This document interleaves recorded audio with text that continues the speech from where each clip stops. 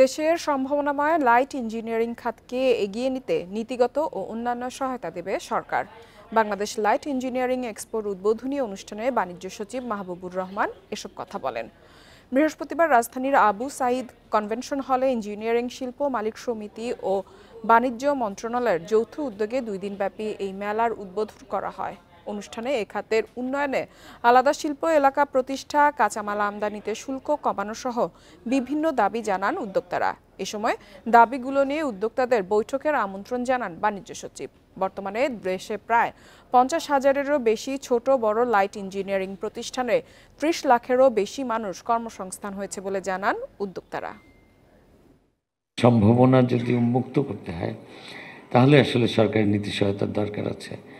এই শিল্প পার্কের জন্য জমি বরাদ্দ বা একটা জায়গা অন্তত খুঁজে বের করা যায় কি না, আমরা সেখানে সেটাকে শিল্পের জন্য ডেডিকেট করতে পারি কি না, এই বিষয়টাকে আমি একটু গুরুত্ব দিয়ে দেখব।